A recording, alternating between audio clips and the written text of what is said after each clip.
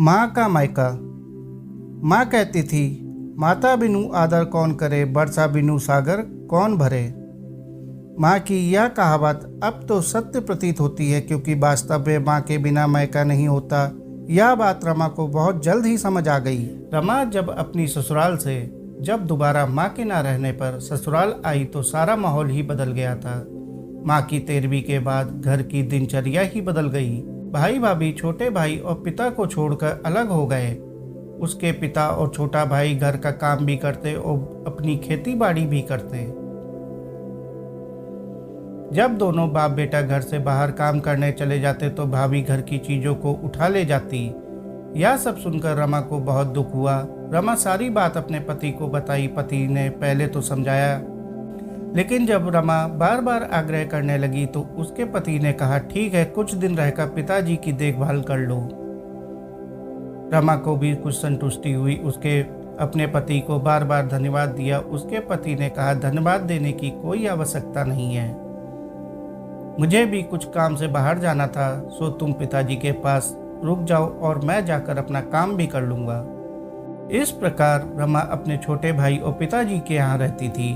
रमा के आ जाने से उसके पिता और छोटा भाई बहुत खुश हुआ, लेकिन रमा को माँ की कमी बहुत खल रही थी। अब उसे कोई प्यार देने वाला नहीं था। माँ के मरते ही सब कुछ खत्म हो गया।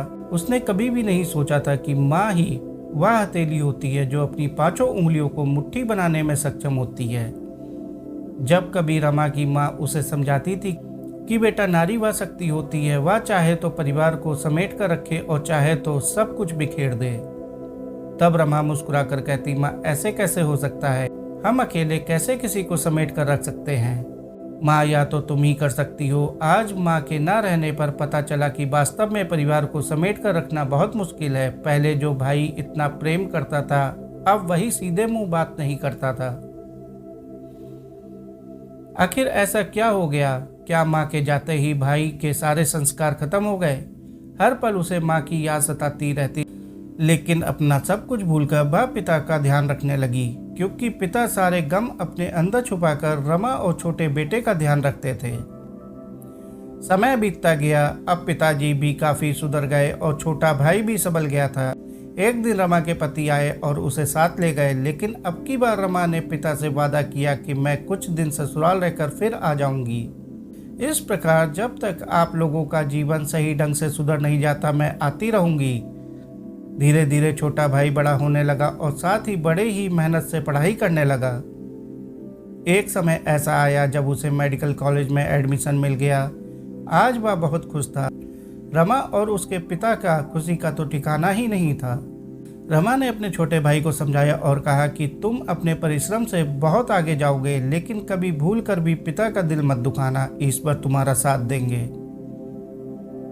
छोटा भाई मेडिकल कॉलेज पढ़ाई करने के लिए चला गया। अब उसके पिताजी घर पर अकेले रह गए, लेकिन रमा बार बार पिताजी का ध्यान देती रही।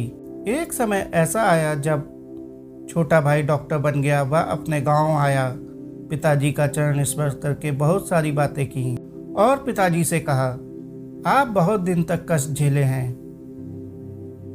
माँ के ना रहने पर आप और दीदी ने पूरी कोशिश की कि हमें माँ की कमी ना हो, लेकिन माँ तो माँ होती है, उसकी कमी कोई पूरी नहीं कर सकता। दीदी को भी मैंने छुप छुप कर रोते देखा है, आपको भी हमने रोते देखा है। आप सभी ने अपनी अपनी पीड़ा छुपाकर हमें आगे बढ़ने के लिए प्रेरित किया और आपके आशीर्वाद से मैं डॉक्टर भी बन गया। बस कुछ समय का और इंतजार है। जैसे ही हमारी नियुक्ति हो जाएगी, मैं आपको अपने साथ अपने पास रखूंगा। अब आपको इतनी मेहनत नहीं करनी पड़ेगी। सभी लोग बहुत खुश हुए। अगल बगल के लोग भी मिलने के लिए आए। एक सप्ताह के अंदर ही उसका प्रमाण पत्र आ गया। उसने कहा, पिताजी मैं जा रहा हूँ, लेकिन जल्द ही आऊँगा, आप अपना ध्यान दीजिएगा। रमा ने भाई को तिलक लगाकर भेजा। उन सब की आंखों में आंसू थे। धीरे धीरे 6 महीने बीत गए। इस बीच वह बराबर अपने पिता व बहन से बात करता रहता। एक दिन बिना किसी को बताए ही वह घर पर आ गया। जैसे वह घर के सामने पहुंचा तो देखा घर के बाहर काफी भीड़ लगी थी। वह सबको हटाता हुआ अंदर आ गया तो देखा कि एक तरफ लहूलुहान पिताजी पड़े हुए थे और बहन जल्दी जल्दी पिताजी को पट्टी बांध रही थी। पूछने पर मालूम हुआ कि बड़ी भाभी ने धक्का दे दिया जिससे पिताजी गिर गए। आज पहली बार इतने क्रोध में था कि वह आपा को बैठा और जाके सबके सामने खींच कर ले आया और पूछा कि आपने इन्हें धक्का क्यों दिया, आपकी क्या दुश्मनी है, आज आपने हद कर दी।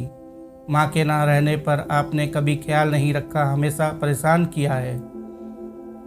आज मैं आपकी शिकायत थाने में करूँगा क्योंकि प्रेम की बातें आप नहीं समझती हैं। आपकी एक एक हरकत को मैं अच्छे प्रकार से जानता हूँ। आपके कारण ही मैंने बिना किसी को बताए एक छोटा सा कैमरा लगा दिया था ताकि मैं यह जान सकूं कि मेरे ना रहने पर आप पिताजी और दीदी के साथ क्या क्या करती हैं। इतना कहकर उसने कैमरा निकाल लिया और उसके कृत्य को उस कैमरे में देखने लगा। उसे एहसास ही नहीं था कि उसकी भाभी इतना नीचे गिर सकती है। उसने चुपचाप अपना कैमरा बंद कर दिया और अपनी माँ के सारे गहने लाया। उन सारे गहनों में एक मंगलसूत्र ही ऐसा था जो सोने का था, बाकी सब आर्टिफिशियल थे। मंगलसूत्र वह पिताजी को दे दिया और बाकी सभी भाभी को दिखाते हुए बोला, आपने इसी गहने के लिए माँ की तेरबी में कहासुनी की थी और पिताजी की बेइज्जती की थी। उस समय दीदी ने हस्तक्षेप किया, तब आज तक आप लोगों ने हमेशा पिताजी और दीदी को परेशान किया। मैं सारी बात जानते हुए भी चुप रहा क्योंकि हमने सोचा था कि आप सुधर जाएंगी, लेकिन ऐसा नहीं हुआ। इन गहनों को पिताजी इसलिए सहेज कर रखे थे क्योंकि ये माँ की आखिरी निशानी थी। माँ ने तो अपना सब कुछ बेचकर भाई की पढ़ाई में लगा दिए थे। सब सत्य जानकर शायद आपके लिए इनका अब कोई मूल्य नहीं रहा होगा, लेकिन हमारे लिए माँ के ये गहने अमूल्य हैं। आज जो गलती आपने की वह अब दोबारा नहीं होनी चाहिए, लेकिन फिर भी मैं आपको बता देता हूँ कि पिताजी की सुरक्षा के लिए आपके खिलाफ कंप्लेन कर दी है। अब आप जा सकती हैं। उसकी बात सुनकर वहां उपस्थित सभी लोग उसकी खूब प्रशंसा किए और उसकी भाभी के कृत्यों को लोग उनकी बुराई करने लगे। कुछ दिन रहकर जाते समय वह अपने पिताजी और दीदी को लेकर अपनी नौकरी पर वापस चला गया। जिस जगह पर वह रह रहा था वहां पहुंचने पर बाकायदा पिताजी और बहन को गृह प्रवेश करवाया। उनकी सुविधा के लिए नौकर भी रख दिया था। कुछ समय बाद एक अच्छी सी लड़की से उसकी शादी हुई। अपनी शादी में उसने एक चीज़ रखी थी कि मैं उसी लड़की से अपनी शादी करूंगा जो मेरे पिताजी और बहन का ध्यान रखेगी। शादी के बाद कुछ दिन तक रहकर रमा ससुराल आ गई। अब वह निश्चिंत थी।